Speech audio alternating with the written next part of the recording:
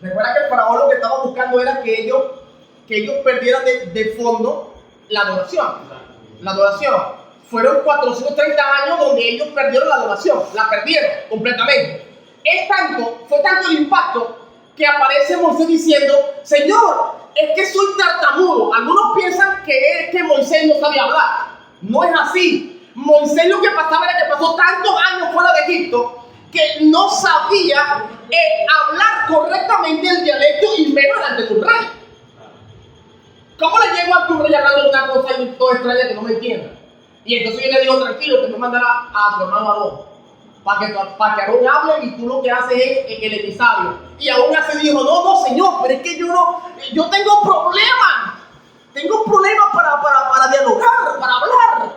Y yo le digo: tranquilo, ve adelante. Porque Moisés tenía miedo. No olviden que Moisés había matado a un egipcio. Y él esperaba que el faraón le quitara la cabeza. La ventaja que él tenía, una ventaja importante, es que era hijo, pues, por así decirlo, adoptado de una egipcia, y él tenía derecho como egipcio. Sin embargo, el faraón que estaba en cuestión no lo conocía. Y ese punto es clave importante para entender el pasaje. Estos detalles, hermano mío, nos ayudan a comprender mejor la ley. Entonces, ¿qué pasa? Cuando Dios dice: acuérdate del sábado y honra a tu padre y a tu madre, nos está ahora abriendo un plan de libertad. No todo es forzado, no todo es una obligación, no todo es mi deseo, sino que ahora yo quiero saber cuánta disposición tienen ustedes del corazón para desprenderse. Y ese punto es clave. Es lo mismo que hace Dios con el diezmo y la ofrenda. Te da la plata, la pone en tu bolsillo, luego te dice: devuélveme. Y entonces lo más terrible de Dios es que Dios sabe que yo soy un ladrón y me sigue dando plata para que siga devolviendo. ¿Sí o no? ¿Sí o no? O algunos piensan aquí que no es ladrón. La Biblia clara cuando dice: ustedes me están robando. Es tanto en hebreo la palabra que se usa para Génesis, para Malaquías 3:9, se traduce mejor, Gendry, como: me estuvieron robando, me están robando y me estarán robando. En otras palabras, el pueblo no dejará de robar. Entonces, ¿cómo, Alexander, Dios está bendiciéndome para que yo le devuelva si yo soy un ladrón y Él sabe que siempre lo seré? Entonces, algunos luego piensan, miren cómo la gente piensa. La gente dice: entonces Dios es malévolo. Porque si Él sabe que yo lo voy a robar, ¿por qué me sigue dando inversiones para que yo le siga robando?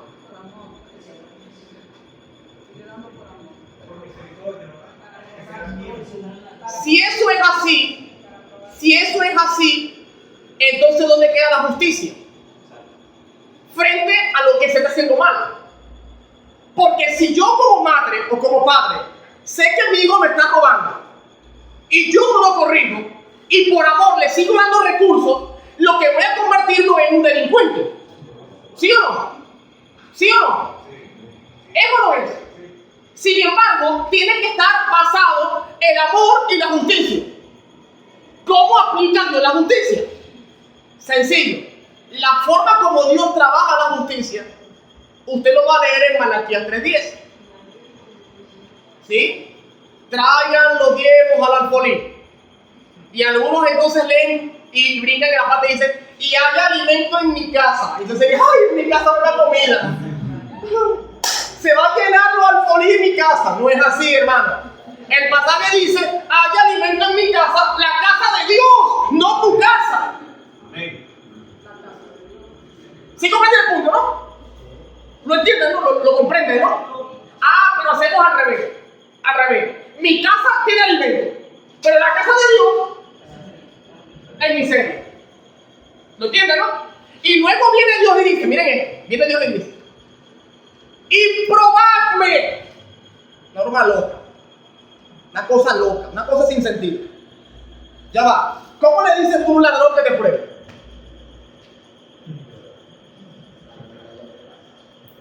Dime. ¿Será? Revísame. Tengo para ver si roba más. Esa es una opción. La otra opción es probarme, téntame. No sé, pongo una cosa de mano para ver si yo caigo. Sí, otra manera de ver la cosa. Para que vean cómo el pasaje puede ser interpretado a la una u otra persona. Pero el pasaje bíblico se aplica de esta manera. El probarme de Dios se aplica en tres formas. La primera forma es, o Dios está probando a las personas para ver hasta dónde llegan, ¿sí? O Dios se está probando a sí mismo para ver hasta dónde Él es capaz de manifestar su misericordia. Interesante, ¿no? O sencillamente, lo que Dios está probando es realmente lo que está en juego en ambos escenarios. ¿Ve que la cosa agarra otro principio? Y luego dice, después que dice pruébenme, viene entonces a hacer un condicional. Y dice, si no, ¿y qué dice la Biblia? Derramo. La palabra hebrea se traduce mejor como diluvio. ¿Qué te parece, Cifuentes? Hago un diluvio de bendición, como las cataratas, cuando tú tienes una represa. Esa represa tiene una compuerta, ¿no? Cuando yo la abro, eso sale agua terriblemente. Así mismo se ve en el hebreo. Si no abro la compuerta, si no abro el diluvio de bendición, ya va. Soy un ladrón. Escucha bien. Ángel, escucha bien. Soy un ladrón. No voy a cambiar, porque yo decidí no cambiar. ¿Verdad que sí? Pero Dios me bendice. No lo deja de hacer. Nunca lo dejó de hacer. O a alguno le deja de bendecir Dios. Jamás, ¿verdad que no? Muy bien. Luego le dice, pruébame. Evalúame. Analízame. O analízate. O analicemos. ¿Sí? Y luego le dice, si tú me pruebas, entonces yo abro el diluvio para que vengan bendiciones hasta que cuando. ¡Qué bárbaro! ¡Qué bárbaro! ¿Dejaré de robar o no dejaré de robar? Pregunto, ¿dejaré de robar o no dejaré de robar? Deberíamos dejar de robar. La palabra es mentira. Lo que pasa es que deberíamos es una cosa muy abierta. Seguiremos robando, pero el punto es, ¿por qué si seguiremos robando? ¿Y por qué si moralmente yo debo cambiar? ¿Por qué razón Dios me sigue diciendo en gran manera? ¿Dónde queda la justicia entonces? ¿Ven por qué nosotros a veces tenemos un mal concepto de la palabra de Dios? ¿Cómo Dios obra? Señores, miren, cuando Dios coloque en nuestras manos algo, lo primero que está en juego es la justicia. ¿Saben por qué? Porque está en juego cómo actúas tú con lo que tienes en la mano. La motivación, el nivel de justicia. ¿Hacia dónde colocas tus intereses? Tus intereses. Por eso es que Jesús dijo, del corazón, del tesoro. ¿Verdad que sí? Quiere decir que lo que determina la posición del tesoro es ¿qué? El corazón. Es decir, tú puedes recibir mucho e igual ser ladrón. Puedes recibir poco, igual ser ladrón. Puedes recibir poco y ser benefactor, como puedes recibir mucho y también serlo. Entonces, hay un punto importante. ¿La pobreza me exime a mí de ser fiel? No. Más bien me exige serlo más. Porque mientras menos tengo, más capacidad tengo para dar. Claro. Mientras menos tengo mejor capacidad para desprenderme más. Sin embargo, mientras más tengo, más capacidad tengo para. Sí, pero el principio bíblico es, mientras menos tengo, más capacidad tengo para desprender. ¿Sí? Porque mientras más tengo, entonces tengo mayor capacidad para impactar lo que desprendo. Porque el que más quiere acumular.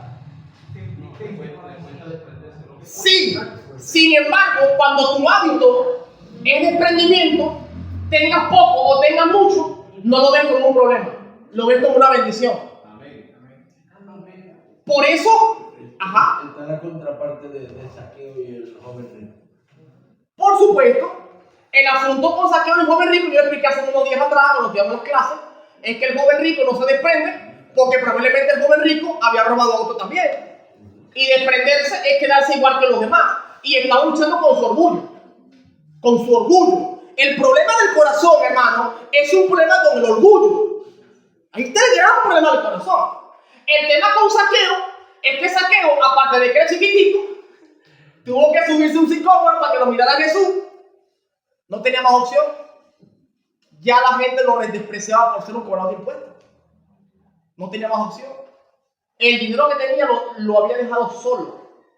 Y saben, hay un punto importante. Cuando alguien se queda solo, tú quieres saber realmente el corazón de alguien, déjalo que esté solo. Y vas a evaluar realmente quién es esa persona. Este ciudadano Saqueo estaba solo. ¿Quién lo iba a valorar? Estaba tan solo que la Biblia no me dice nada con respecto a quién lo hizo subir o se subió solo. Lo que yo sé es que estaba allá arriba cuando pasó Jesús. Y entonces le dice a Jesús, Señor, mira. Cuando Jesús lo mira, lo observa, Jesús lo que le dice, Jesús no le dice nada sobre la plata. Jesús le dice, bájate de allí, porque voy a tu casa, ¿a qué? A cenar. Es lo mismo que le dice Dios a la Odisea. La misma broma. La misma cosa. El problema con Saqueo es que él ya había perdido todo nivel de arrogancia.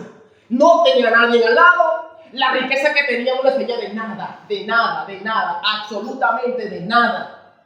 Como cuando alguien es tan rico y tiene un cáncer, se está muriendo y paga lo que sea por sanarlo y nadie lo sabe. Algo así. Por eso es que este cabrón dijo, no chicos, yo doy hasta las cuatro veces más si fuera posible. Yo me desprendo de esa broma. A mí lo que me interesa es estar contigo, ser feliz, ser fiel. El joven rico no. El joven rico era un chavo que estaba empezando la vida y él pensaba que la vida se traducía en... ¿Comprenden el punto importante que estamos aquí, hermano? ¿Comprenden el punto clave? ¿Ven cómo cambia el pasaje cuando yo le meto al diente un poquito a analizar el asunto? Si yo hablo de los diezmos y las ofrendas como un principio en el que es mi obligación, nunca dejaré de ser ladrón. Porque es mi obligación. En otras palabras, yo puedo ser un corrupto. Yo, aunque soy un corrupto y me robo la cosa, con tal de que le dé un poquito migaja a lo que hay que darle, ya con eso me quito la conciencia de que no soy un corrupto. Pero no es así. El corrupto es corrupto, así le dé migajas a los demás. ¿Comprenden el punto? Dios no me quiere a mí corrupto. Dios me quiere a mí transformado. Amén. Transformado. Porque la plata que coloca en mis manos es de Él. Y es para Él. Pero el corazón humano es... No, ¿qué dijimos? Es ladrón. Métete en la cabeza. Ladrón. Roba. El humano roba. Todos los seres nos robamos. No hay nadie, no existe nadie. Por eso Romano dice, no hay justo ni un uno. Porque el problema no es el tema de la justicia. El tema es que la justicia que salva es la de Cristo. Amén. Cuando Dios derrama bendiciones hasta que sobreabunden, es lo mismo que hace con la salvación. Me derrama la gracia hasta que sobreabunde. Amén. Cuando apareció el pecado, ¿qué dice la Biblia? Sobreabunda la gracia. Es lo mismo que aparece en Malaquías 3. Cuando yo soy ladrón, mientras más ladrón soy, más recursos se derraman. Para ver si comprendo, para ver si entiendo cuál es el rol de los recursos. Sin embargo, hoy seguimos teniendo un proceso. Seguimos creyendo que Dios es un mendigo. Le damos el peor billete. Lo poquito que me queda, lo que me queda. Después que ya yo gasté todo lo que iba a gastar, lo voy ahí. Y a veces le damos ahí como bravo, así como medio molestoso, ¿no? Yo a veces digo, cuando tú vas a poner ahí y le ponen el platillo, andan como que medio bravos, ni ven el sobre. Ahí. Ofrendas sueltas, ahí, una broma ahí suelta, Alexander, ahí. Mijaditas. Puede cambiar porque es mucho. Señores, miren, señores, cuando yo entienda que lo que yo tengo es de Dios, y que quien provee es Dios, y que Dios no se limita a bendecirme, hermano mío, yo dejo de ser un mendigo delante de Dios. Nosotros debemos de dejar dar cuando Dios nos deje de dar a nosotros. Ese debe ser el principio. Sin embargo, el principio nunca va a terminar sano, porque el pasaje dice que más bien, mientras más ladrones somos, más cantidad de cosas nos da Dios. Y una muestra que yo tengo muchas veces para evaluar lo que Dios me ha dado es cuando yo hago mudanza. Yo hago mudanza y a veces hay cosas que tengo que regalar y hasta botar. Y a veces no caben las cosas en el camión. Y yo digo, yo no que tengo tantas cosas, yo no tengo ni plata. Y Dios no da, porque Dios no da poquito, Dios da en abundancia. Pero el problema es que no dejamos de ser. Lo estamos entendiendo.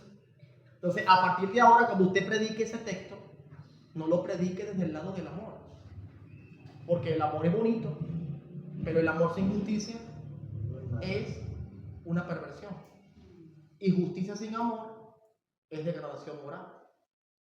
¿Comprenden lo que yo quiero enseñarles esta mañana a ustedes? ¿Entienden el principio real que está en juego aquí? Y por eso es clave estudiar la palabra de Dios como tal. Pasemos ahora, por favor, rápidamente a comprender algunas reglas. Anote, por favor, primera regla. La Biblia es su propio intérprete. Escucha bien. La Biblia es...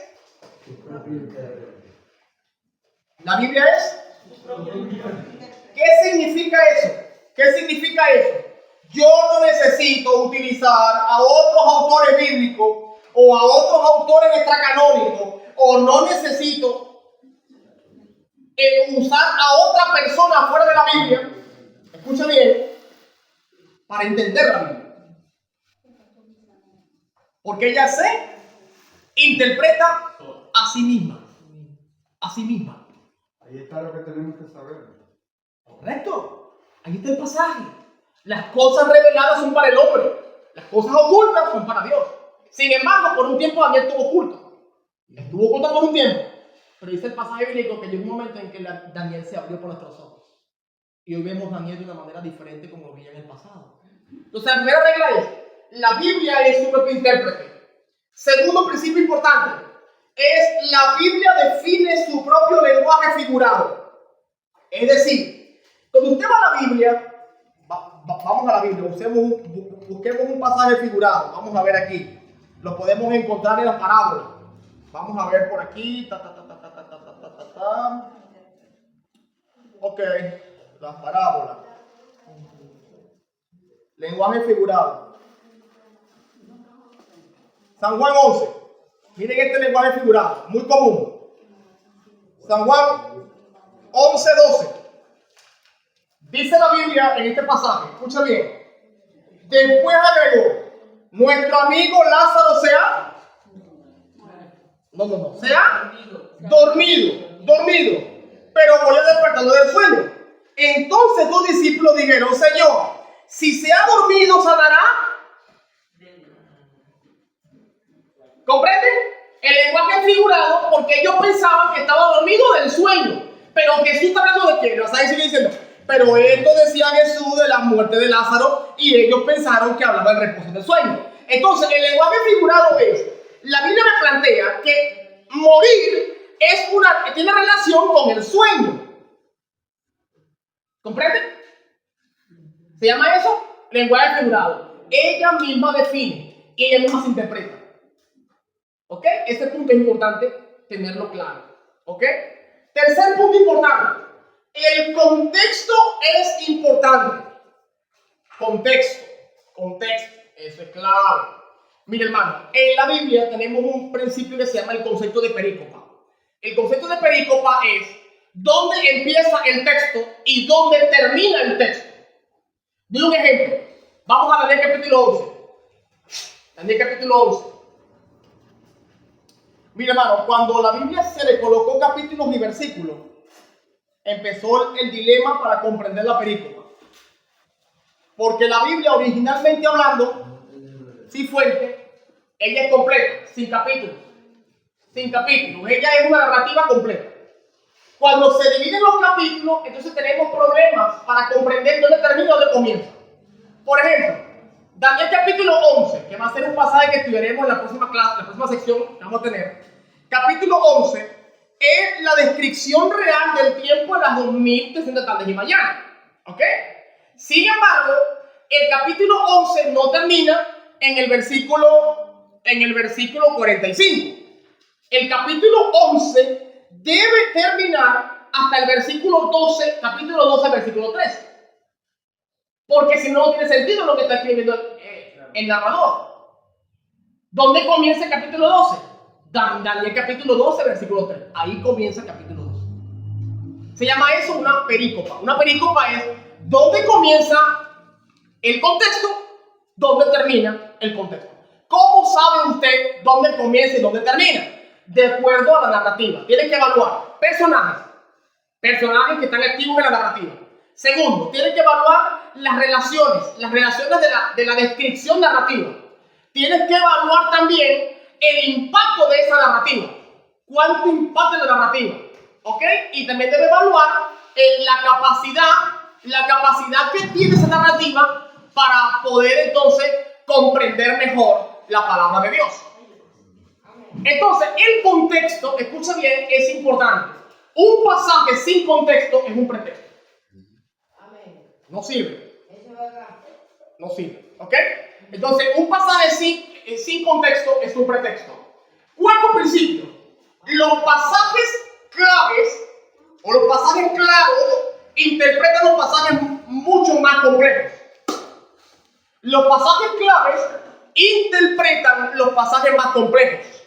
Por ejemplo, usted tiene un pasaje que no lo logra entender, no lo logra comprender, no sabe cómo llegar a un principio, entonces usted tiene que evaluar cómo lo logramos. Vamos a hacer un ejemplo. Aquí tengo por aquí un ejemplo. Vamos a ubicarlo rápidamente. ¿Quién me lee Job capítulo 6, versículos 17 y 18? Y otro que me lea Salmo 8, versículo 4. Job 6. Aquí está 8, 17 y 18. 8, 4 salmos de aquí. ¿Qué es el hombre para que lo engrandezca y para que ponga sobre él tu corazón? Y lo visitéis todas las mañanas y todos los momentos lo pruebes. Lea por favor ahora Salmo 8, 4. Pienso, ¿qué es el hombre para que lo recuerdes y el hijo del hombre para que lo cuides? ¿Qué le parece? ¿Hay relación entre ambos pasajes? Claro. ¿Hay relación o no relación? Sí. Claro que lo hay. La Biblia en ambos pasajes dice que es el hombre en Job para que lo engrandezca, pero Salmo dice que es el hombre para que te acuerdes de él. Pareciera que engrandecer y acordarse de él es lo mismo. Es un sinónimo. Cuando Dios se acuerda de mí, me engrandece. Porque Dios es grande. ¿Cómo es Dios? Grande. Cuando Dios se acuerda de mí, me hace grande. Por favor. Sí. Ya. Cuando Dios se acuerda de mí, me engrandece. Me hace grande. No me hace chiquito. No me hace chiquito. ¿Me hace cómo? Grande. Pero no grande para yo sentirme agradecido. No. Grande porque me coloca en el lugar donde Él quiere que esté. Alabado sea el nombre de Dios. Otro pasaje importante. Escuche bien. Y pongas, escuche bien. Job dice, y pongas sobre él tu corazón. Y luego dice, para que lo visites cada mañana. ¿Sí? Y en todo momento lo examines. Pero Salmos, dice Salmo, y el Hijo del Hombre para que lo tomes en cuenta. En otras palabras, tomar en cuenta al hombre, escuche bien, tomar en cuenta al hombre implica poner sobre él el corazón de Dios, visitarlo cada mañana y examinarlo en todo momento. En otras palabras, cada vez que Dios te examina, cada vez que Dios te toma en cuenta, Dios te está tomando en cuenta. ¿Es bueno? ¿Eso no es bueno? ¿Es bueno eso o sí no es bueno? Sí es bueno. Cuando Dios me tome en cuenta, me lo pongo, soy valioso para Él. Allá va. ¿Ok? ¿Ven por qué es importante que un pasaje me ayude a entender otro pasaje? ¿Me comprenden? Ese es el principio que está en juego en este panorama, ¿ok? Un pasaje me ayuda a comprender otro pasaje, ¿ok? Pasamos a otra regla. Otra regla. Comparar pasajes paralelos. Pasajes paralelos. Pasa mucho en los evangelios sinópticos o evangelios parecidos. Evangelios parecidos, Mateo, Marcos y Lucas. Juan no es sinóptico porque es diferente al resto del evangelio. Si usted agarra los tres evangelios, se va a dar cuenta que la narrativa tiende a ser igual. Sin embargo, la regla de estudio es: el primer evangelio escrito es Marcos. Luego de Marcos va Mateo. Y luego de Mateo va Lucas. Entonces usted agarra los tres libros y dice: ok, ¿cómo lo planteó Marcos? Lo planteó así. Muy bien. ¿Cómo lo plantea Mateo? Lo planteó así. Hay una relación. ¿Cómo lo plantea Lucas? Lo plantea así. Hay otra relación. Pero puede ocurrir que Marcos no lo nombra, pero Lucas sí. ¿Por qué? Porque Lucas es historiador. Marcos no. Mateo tampoco es historiador. Mateo es un teólogo. Por eso es que hay descripciones en Mateo que no están en Lucas y cosas que están en Lucas que no están en Marcos. Pero la base para entender los sinópticos es entendiendo el evangelio de Marcos. Si tú entiendes Marcos, entiendes Mateo y entiendes Lucas. Y si entiendes los tres, entiendes Juan. ¿Qué te parece? Es tanto, nosotros tenemos que estudiar el evangelio de Juan a la luz de las tres cartas de Juan. Primera de Juan, segunda de Juan, tercera de Juan. Juan escribió primero las tres cartas, después escribió Apocalipsis y finalmente escribe Juan. Juan es el último libro escrito por Juan. Lo escriben en Éfeso. ¿Comprenden? Para tú entender Juan, tienes que entender primera de Juan, segunda de Juan, tercera de Juan. Y tienes que entender Apocalipsis. Por eso es que Apocalipsis es fascinante. No es difícil, es fácil. Porque si tú comprendes las tres cartas juaninas y comprendes Juan, ¿por qué no comprendes Apocalipsis? Si la base de Apocalipsis es el mismo contexto, el contexto de Dios revelado a través del amor. ¿Y por qué en la Biblia está primero Mateo, después Marcos y después Lucas? Porque eso es una cosa de orden cuando se compilaron los libros. Esa es compilación de libros. Ya acabo de explicar que cuando se anexaron los capítulos y versículos, hubo un problema en la ejecución de las perícopes, el comienzo y el final de una narrativa. Lo mismo pasa con el orden. Por ejemplo, en hebreo, el Antiguo Testamento tiene 24 libros. ¿Y por qué en español tenemos 39? La respuesta es sencilla. Porque hay un libro con dos libros. Esdras y Nehemías en hebreo es uno. Las cartas de Samuel, primera y segunda, es un libro. Las crónicas es lo mismo. Entonces, eso es una compilación. Y cuando los eruditos bíblicos comenzaron a compilar en español, pensaron mejor dividirlos uno de otro para que sea mejor comprensible. Pero en vez de ayudarnos a mejorar la cosa, nos la pusieron más compleja. ¿Comprenden el punto importante? Porque los hebreos, ellos piensan de manera de efecto-causa. Nosotros pensamos de causa-efecto. Ellos piensan del resultado a la acción. Nosotros hablamos de la acción al resultado. Ese es el problema cuando vamos al texto original. Porque no pensamos como piensa un hebreo, pensamos como piensa un occidental. ¿Ok? Pero no hay problema con eso, porque no es que el pasaje no existe, no. El pasaje está. Solo que hay que entenderlo a la luz del orden correcto en el que debió haberse escrito en el momento. ¿Ok? ¿Hasta aquí estamos claros? ¿Vamos bien o enredados? Sí, hay que preguntar. O bien enredado. Ok, está muy bien, está muy bien. Qué bueno que estás sincero. Muy bien, seguimos. Otro punto importante. Las parábolas no definen doctrina. Las parábolas no definen doctrina. Ese punto es clave.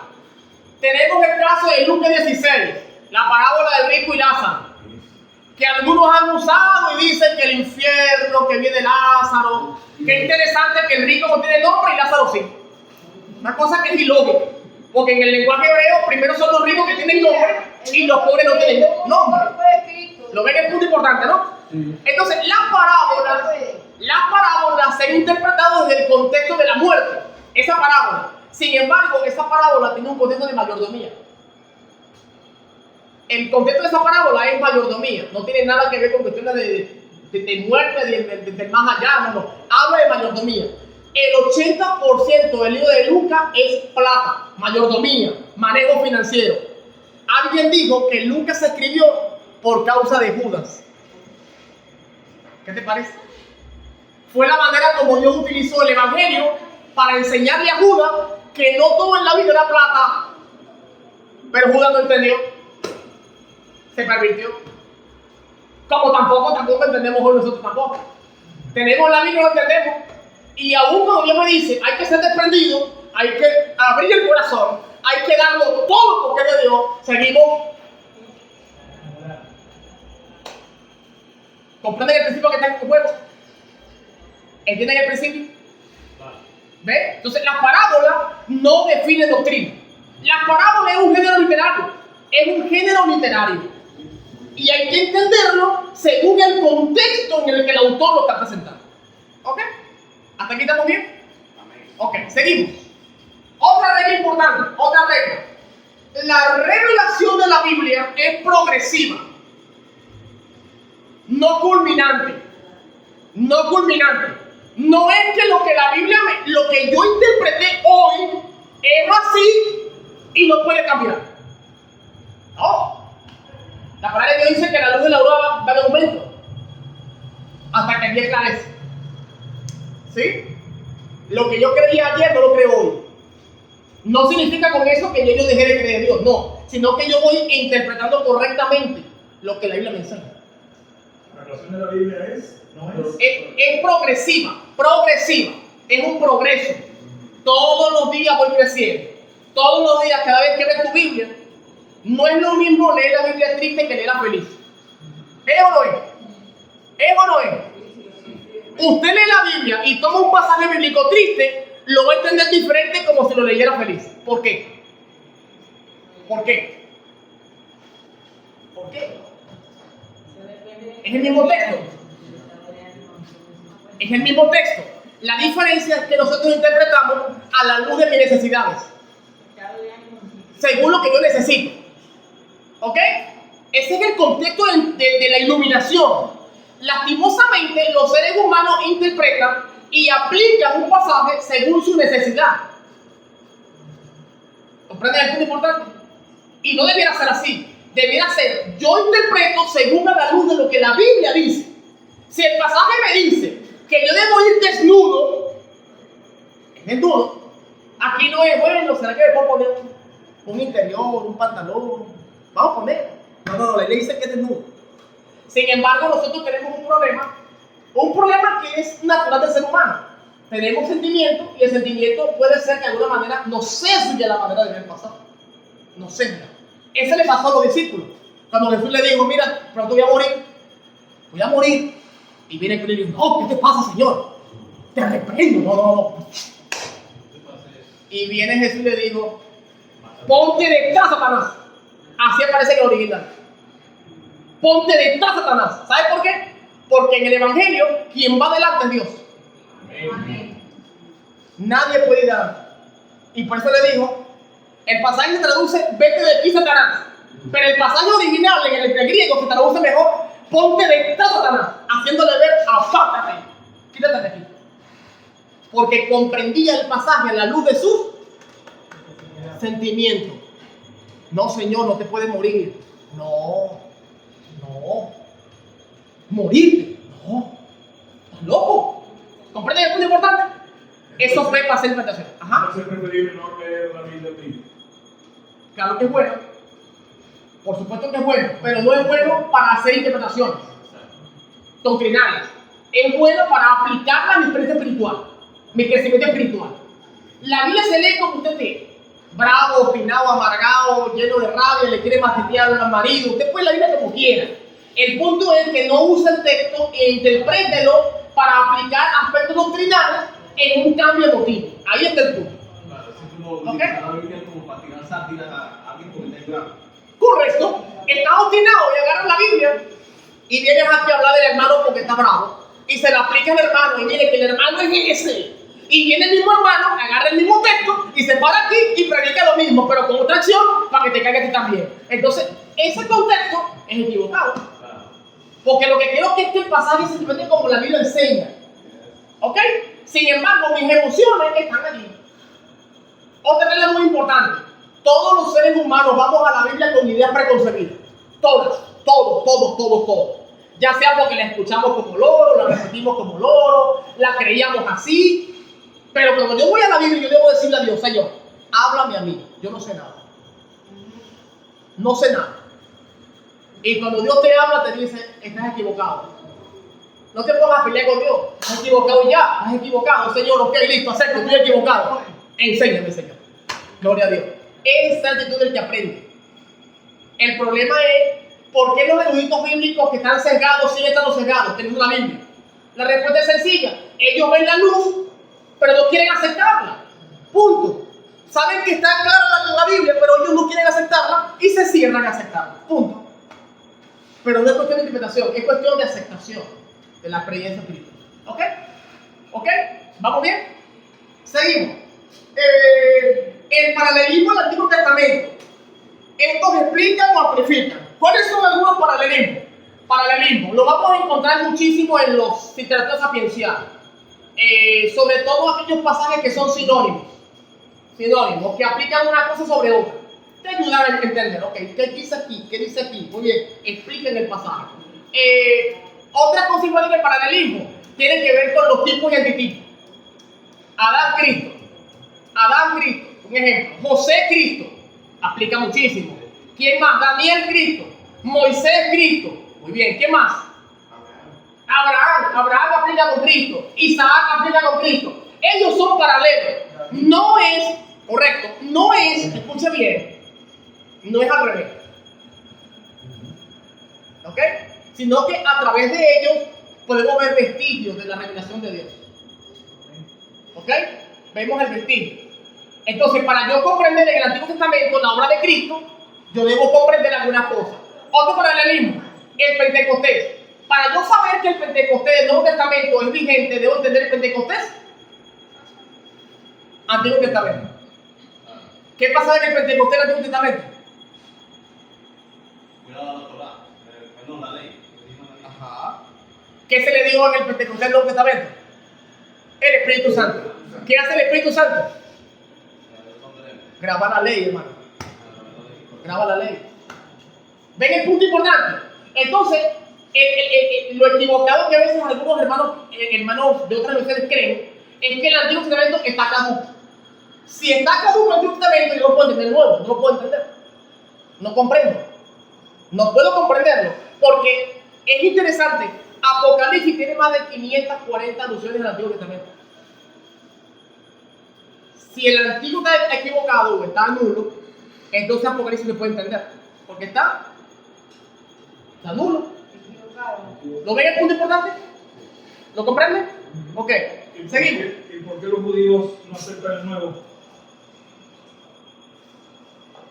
No lo aceptan sencillamente porque ellos consideran que el ministerio mesiánico estuvo revelado en completa plenitud en el Antiguo Testamento. ¿Ok? Ellos no necesitan, según la posición de ellos, dicen, no necesito otro testamento para mostrarme que el Mesías vendría, porque yo tengo toda la revelación completa en el Antiguo Testamento, y en eso está en lo cierto. Eso está en lo cierto. ¿Por qué sirve el Nuevo Testamento? Porque el Nuevo Testamento me muestra cómo se aplicó y cómo se cumplió la profecía del Antiguo Testamento. Para eso es que me sirve. Pero para un judío, ellos dicen, yo con mi Antiguo Testamento, con eso va. ¿Y eso es verdad?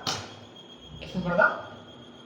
Pero hay judíos que sí han aceptado a Jesús. Por supuesto, pero estamos hablando del contexto real de lo que quiero que entiendan, el contexto correcto del plan. ¿Ok? ¿Estamos viendo el punto? Es decir, el nuevo sirve como una confirmación de lo que dijo en el Antiguo Testamento. Tú quieres entender el nuevo, tienes que entender el antiguo. No puedes entender el antiguo sin el nuevo. No puede hacerlo, eso no puede existir. Tiene que ser paralelo. Otro aspecto importante, escucha bien. Tenga en cuenta la dispensación. Eso es clave. Me refiero a la dispensación a la obra de quien está actuando. Si la obra de quien actúa es Dios el Padre, entonces lea el pasaje a la luz de esa dispensación. Si el quien está hablando es Dios el Hijo, está activo en Dios el Hijo, tenga en cuenta la obra del Hijo en esa acción. Pero si quien está en acción es el Espíritu Santo, entonces usted va a entender el pasaje a la luz del Espíritu Santo, en el nombre de Dios. Es importante la dispensación, muy importante. Pastor, no caería yo, por ejemplo, en el dispensacionalismo. No, es otra cosa. Es otra cosa. No.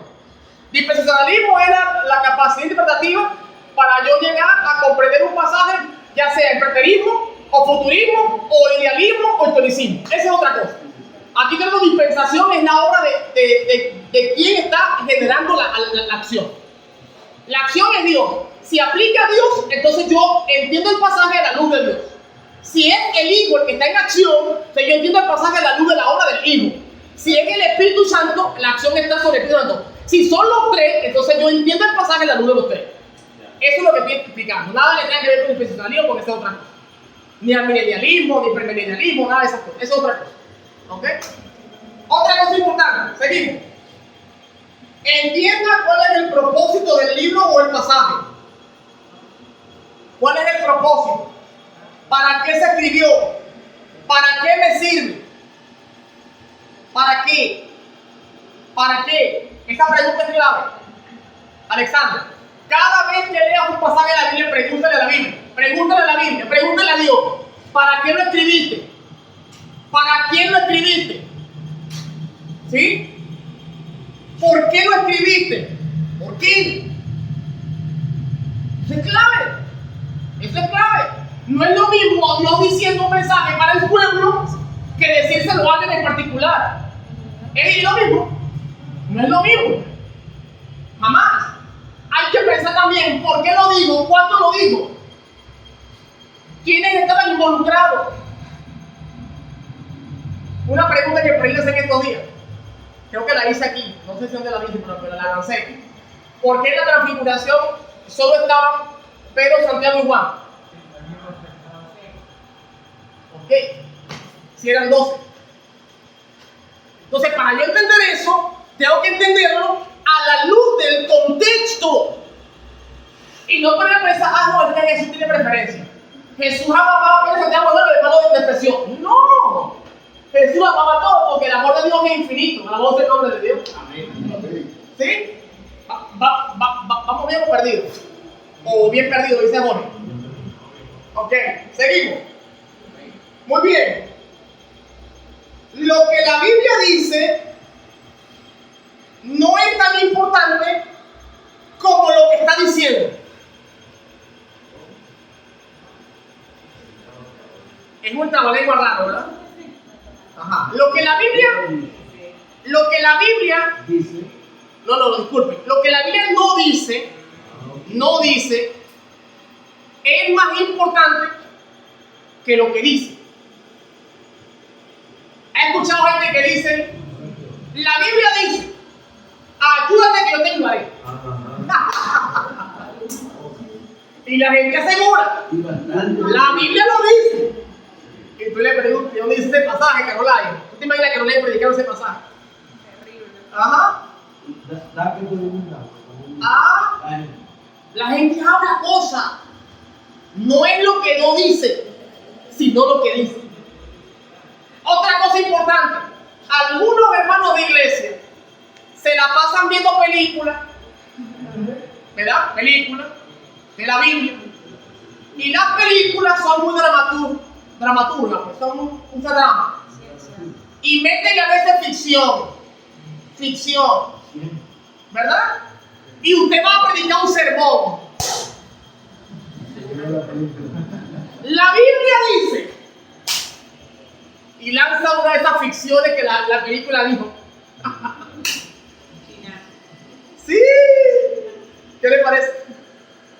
Porque parece que la Biblia no se lee ahora en YouTube, se lee ahora cine. No, hermano, lea la Biblia, la palabra de Dios. Parece que existe la palabra de Dios. No se ponga a decir lo que no es, diga lo que la Biblia dice. Bueno, por ahí estudiamos por ahí un pasaje, no sé quién vio el pasaje que estudiamos de bendición y maldición en Job. Si alguien lo vio, debe saber lo que yo expliqué allí. Como hemos dicho muchas veces que la mujer le dijo a Job, maldice Dios y muere. Originalmente no es así, la palabra hebrea no se traduce como maldición sino bendición. ¿Por qué razón? Sí, bendice Dios y muere. Así debe traducirse mejor. Bendice Dios y muere. Después les digo por qué, si no vean el video. Se la dejo. Seguimos. Tengamos precaución y cuidado de soportar contradicciones. No se ponga a creer que la Biblia se contradice. La Biblia no se contradice, la Biblia se complementa.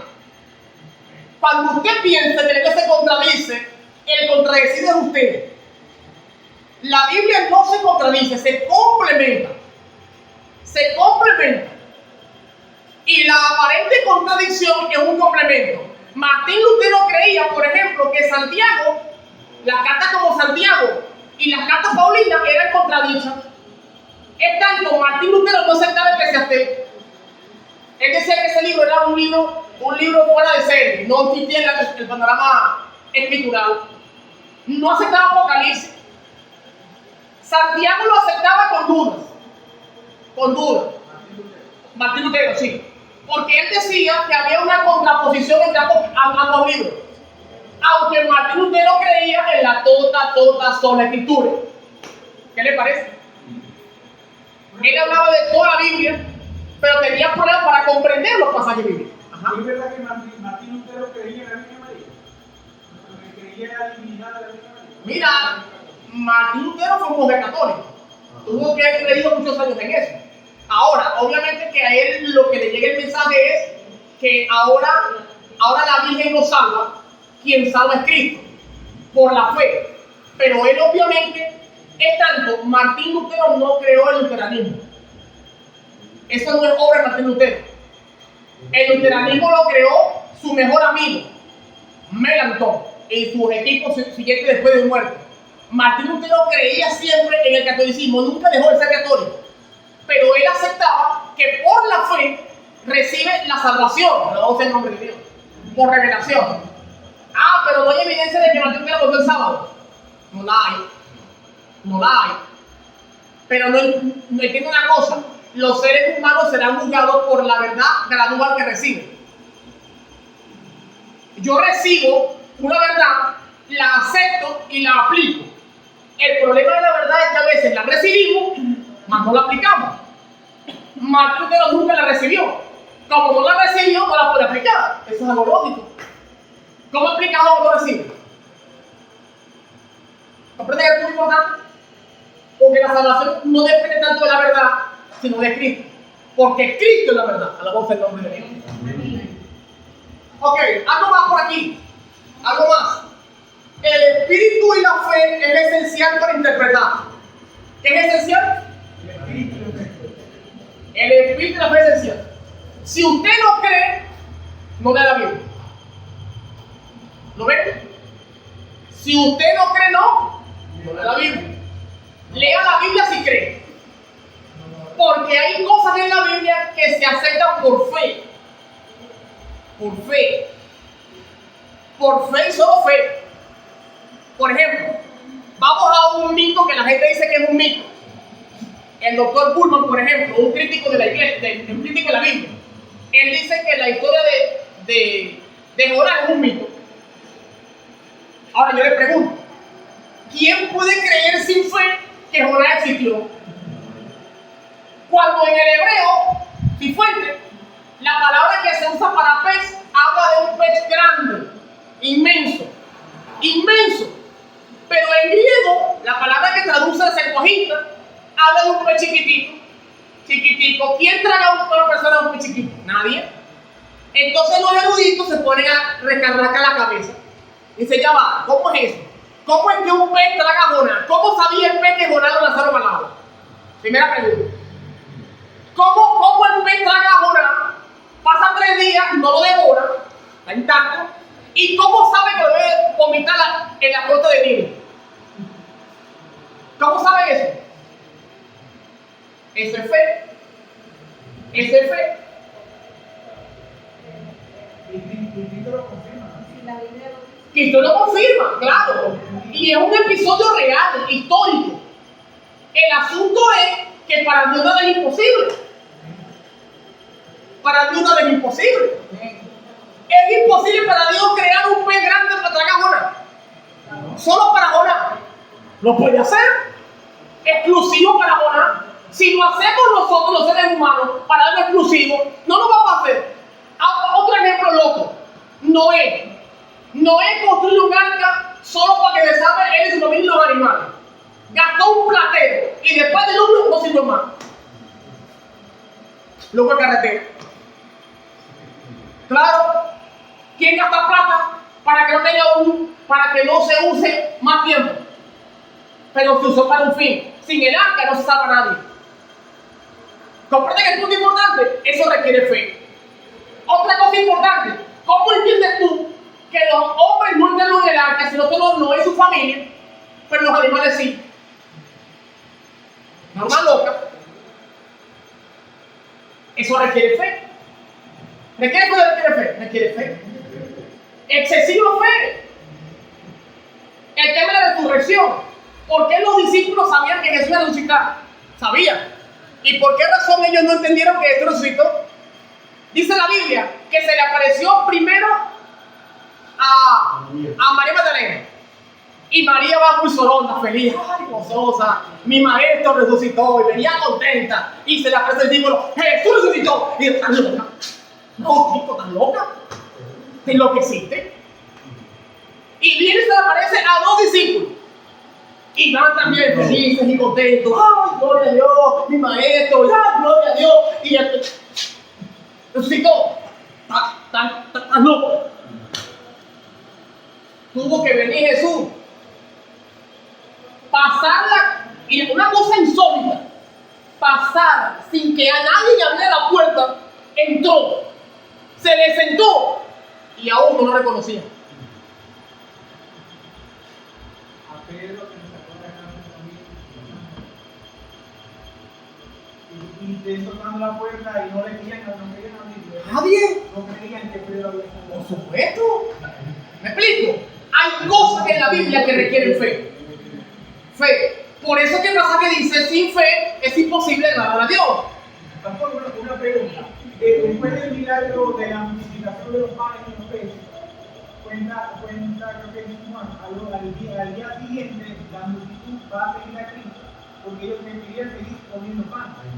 Y allí Cristo les empieza a hablar que comen el pan de vida, comen mi sangre, pero ellos no querían seguir comiendo el pan físico, mas no querían aceptar la palabra. Me dijo, dulcemente lo voy a seguir. Claro, porque ellos tenían un concepto de Mesías, que el Mesías era prodigador. El concepto de Mesías que tenían ellos en la cabeza era un Mesías que daba todo. Era un Mesías que les tuviera problemas. Si Jesús era el Mesías y multiplicó a 5,000 la comida o más, entonces ¿quién quiere dejar un Mesías así?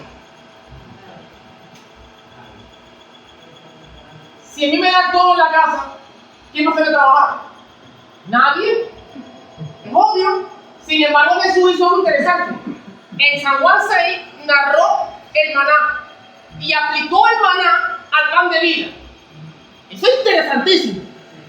En otras palabras, ellos creían que Moisés es su padre, Abraham es su padre, pero Moisés recibió el maná. Cuando Jesús está aplicando el maná con el pan de vida, está diciendo, yo soy el nuevo Moisés. Es una locura. Por eso es que algunos decían, este resucitó siendo Moisés, Pero este es el nuevo Moisés. ¿Por qué si creyó la samaritana y no creyeron los seguidores de Cristo? En mí como tú. ¿Por qué tantas? No te voy a responder eso. No te lo voy a responder. Lee el libro el próximo trimestre. Ahí está la respuesta. Tranquilo.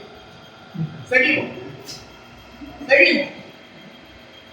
La experiencia personal aplica solo como complemento para confirmar la veracidad de la Biblia. Mi experiencia. Por ejemplo, yo agarro el libro de Job, agarro la vida de Job y la aplico en mi vida. ¿Hay relaciones? ¿Hay relaciones? ¿Sí o no? Sí la hay. Pero yo no puedo colocar primero mi experiencia para luego hablar de mi experiencia a la luz de la vida de Job. No, hablo de la vida de Job y la vida de Job es un medio para hablar de mi experiencia personal. Por eso es que a veces el error que cometemos en los sermones es que primero le damos tanta primacía a mi experiencia y después le sacamos la Biblia. No, primero saque la Biblia, confirme lo que la Biblia dice y a partir de lo que la Biblia dice, entonces aplíquelo a su experiencia. Eso es lo que es correcto al estudiar la palabra del Señor. ¿Ok? Otro aspecto importante. Los ejemplos bíblicos son importantes porque los ejemplos se convierten en mandatos. Hablemos de un ejemplo bíblico, sencillo, rapidito. Hablemos, por ejemplo, de la viuda de Sarepta. Una viudita, pobre, con un niñito muriéndose, no tenía más nada que comer. Le aparece el profeta y le dice, mira, siervo de Dios, dame lo que tienes ahí para comer, para mí y para mí. A mí. Es pagana, pero confiaba en Dios. Escuche bien. Y viene el profeta, un desconocido. Bueno, digo yo un desconocido, aunque la Biblia de Dios dice que ella ya tenía un hábito de ser dadivosa. Eso pasa mucho en el campo. Yo tuve una iglesia que ella sí. Ella cada vez que cocinaba al mediodía hacía hasta 3 kilos de pasta. Un día le pregunté, hermanito, ¿por qué está tanta pasta? Me dijo, pastor, es que todo el que llega aquí tiene que comer. Y si no viene nadie, no importa, la guardo para el siguiente día. Y es increíble, ahí llegaban más de 20 personas, todos los días. Y un día le pregunté, hermanito, ¿usted cómo hace con la comida? Y me dijo, pastor, aquí nunca falta, aquí no había sobra. Y él me empezó tanto que una vez llegué a su casa y tenía por saco, comida por saco. Porque esa mujer se colocó en su cabeza y me dijo un día, pastor, desde el día que yo puse en mi cabeza la idea, así bien me dijo, la idea de que en mi casa no falta comida para compartir con los demás, yo nunca me he faltado comida. En cambio, en el siglo XXI, cuando alguien llega al mediodía, ¿qué hacemos? Encoda la joya. ¿Cuándo se va? ¿Cuándo se va? Se meten al cuarto para que el pastor se vaya, salen corriendo a comer. Hermano, tenemos una actitud diferente. Pastor, son las 2 de la tarde y nos saca la comida. Bueno, ahí se la dejo. Seguimos. La Biblia, escuchen bien, la Biblia tiene un propósito. ¿Cuál es el propósito de la Biblia? ¿Cuál es? La verdad, que describirnos el verdadero carácter de Dios. Amén. ¿Qué más? ¿Qué más? ¿Cuál es el principal propósito de la Biblia? Amén. La Biblia no es solo para hacer un libro de texto para algo, ¿verdad? La Biblia no es solo para instruir. La Biblia es para transformar el corazón del ser humano. Esa es la mayor necesidad del hombre hoy. El hombre no necesita conocimiento. Si quiere conocimiento, va al YouTube, va al Facebook, va al Twitter, va al Instagram, va a los libros. Pero la Biblia es un libro que transforma los corazones. Alabado sea el nombre de Dios. Amén.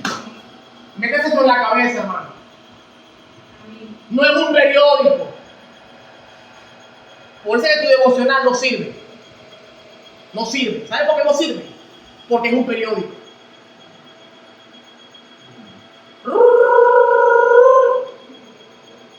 Yo tuve un amigo que había leído la Biblia 7 veces.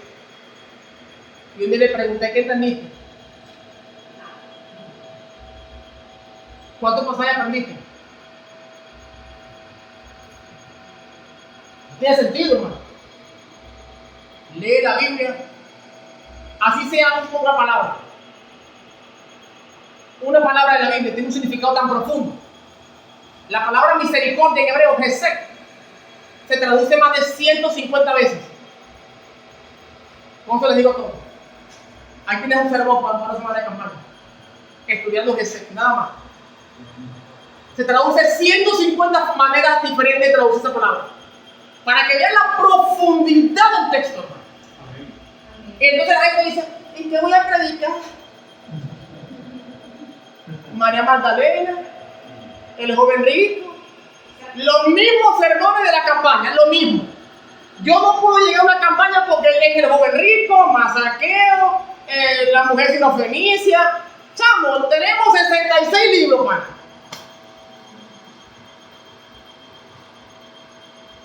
Quien transforma el corazón es el Espíritu Santo, no la palabra. La palabra es lanzada, pero quien transforma el corazón es el ser humano.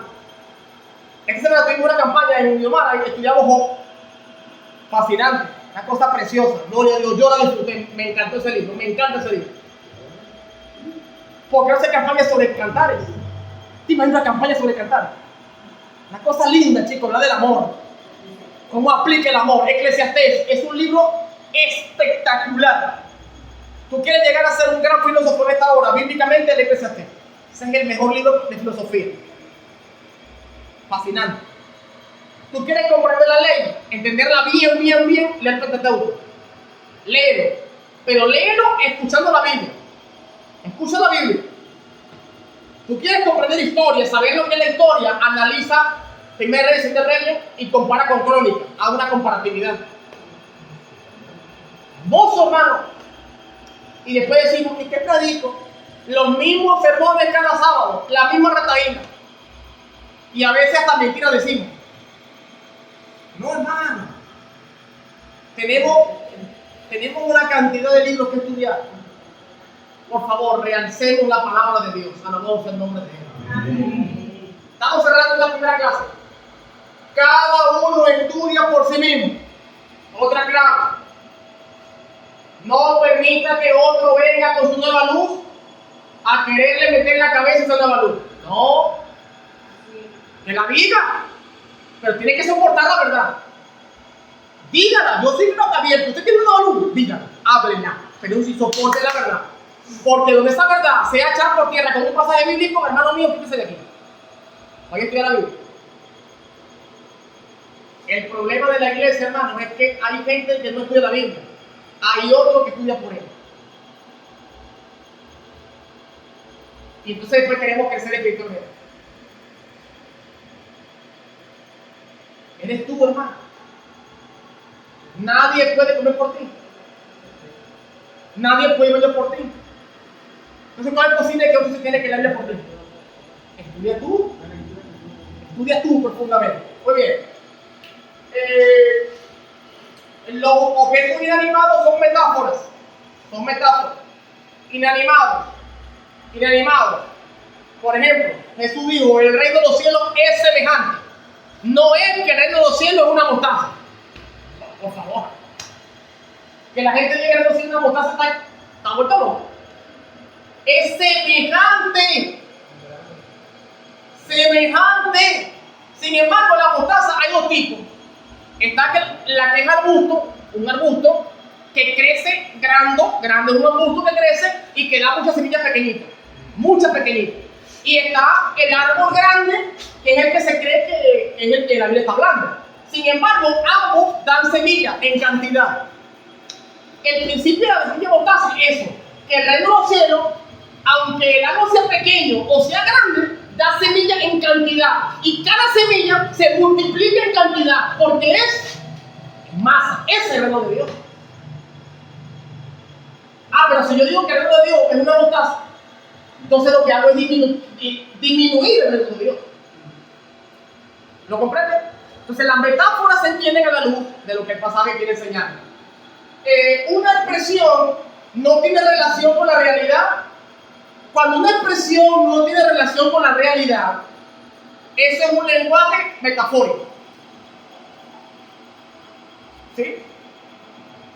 Por ejemplo, vi volar por el medio del cielo otro ángel que tenía el evangelio eterno a los moradores de la tierra. Si yo lo aplico literal, entonces estoy esperando un ángel que aparezca por ahí como un avión trayendo el evangelio eterno. ¿Sí o no? ¿Sí o no? Sí, es literal. Pero yo entiendo que ese ángel, la palabra griega ángelos, se traduce como mensajero. El ángel que apareciendo se habla, eres tú y soy yo. Eres tú y soy yo. Tú eres el ángel. Tú eres el mensajero que va a llevar el evangelio a todo el mundo. Alabado sea el nombre de Dios. Amén. No es un pájaro que viene por ahí volando trayendo el evangelio. No es eso. Es tanto en griego, Cifuentes, aparece el evangelio 2 veces en ese texto.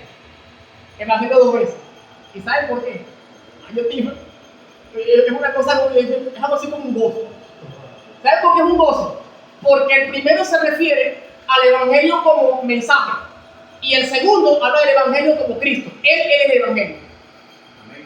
¿Qué le parece? Es decir, cuando alguien recibe el Evangelio, no solo recibe el mensaje, también recibe a Cristo. Alabamos el nombre de Dios, gloria a Cristo. Lo ven, hermano, lo ven. Pero ese gozo se entiende cuando tiene la Biblia como debe entenderse. Por eso no predica a Cristo. No predica un mensaje, porque eso lo hace cualquiera. Algo más. Es comprensible según la historia bíblica y trasfondo. Agarra la historia, analiza la historia y busca el trasfondo. No saques un pretexto, busca el trasfondo. Entiende el trasfondo. Y Dios te va a ayudar en el nombre de Él. Amén. Respeta las alegorías y símbolos. Ese es el punto importante. Mire, hermano, con el santuario, por ejemplo, hay un problema con el santuario. Ahora la gente, el color le da significado. El tipo de piel le da significado. El tipo de madera significado. El tipo de recipiente significado. No, hermano, no, eso es una maqueta. Es una maqueta. Dios no me dio el santuario para que yo le explique los mínimos detalles. El santuario me muestra a Cristo y su cruz. Él murió por mí. Cada elemento del santuario me muestra una faceta de la salvación. Eso es todo. Entonces ahora usted ve gente que aplica, dice, no, bueno, es que, el candelabro de oro es como el árbol del Edén. Igualitito. A todos se da significado. No, lo que es alegórico y simbólico, aplíquelo en ese contexto. Punto. Más nada. Finalmente, los géneros literarios, poesía, prosa, profecía, parábola. La profecía, por ejemplo, tiene dos maneras. Está profecía clásica, profecía apocalíptica. Profecía clásica, Apocalipsis 1 al 3. Apocalipsis 21 al 22. Apocalíptica, Apocalipsis capítulo 4 hasta capítulo 20. En Daniel, profecía clásica, capítulo 1 al capítulo 6. Capítulo 7 al 12, profecía apocalíptica. Sin embargo, de 1 al 6 hay profecía apocalíptica. Hay una mezcla, pero hay más clásica que apocalíptica. Son géneros. Así entiende la palabra del Señor. ¿Qué es una prosa? ¿Qué es una poesía? Eso es importantísimo entenderlo. En los salmos son prosa y poesía. Es un canto. El salmo es un canto. Cuando usted lee el salmo, tiene que leerlo a la luz de un canto. Un canto. Por eso es que el canto es una cosa poderosa. Tú quieres aprender la Biblia mejor, cántala. Cántala. Eso es método mnemotécnico. Estás aprendiendo. Cantando no aprendes.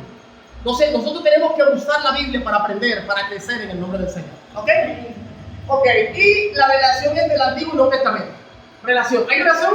Sí. Hay relación, ¿verdad que sí? Dijimos que Apocalipsis tiene más de 540 alusiones al Antiguo Testamento. Solamente Apocalipsis. Quiere decir del resto de la Biblia. En la Biblia tiene relación. Antiguo, Nuevo Testamento. El Antiguo existe como la base. El Nuevo es la confirmación. Es tanto, hay un debate porque no hay nuevo en el Antiguo. Eso solo existe. Es una manera de entender dos tipos de maneras dispensacionales del texto. Pero en esencia no hay uno que es viejo y otro nuevo, no. Es el mismo testamento, la única diferencia es que uno lo confirma, el otro lo avala. Chao. ¿Estamos quedando a punto? Ok. Hemos cerrado esta primera clase. Vamos ahora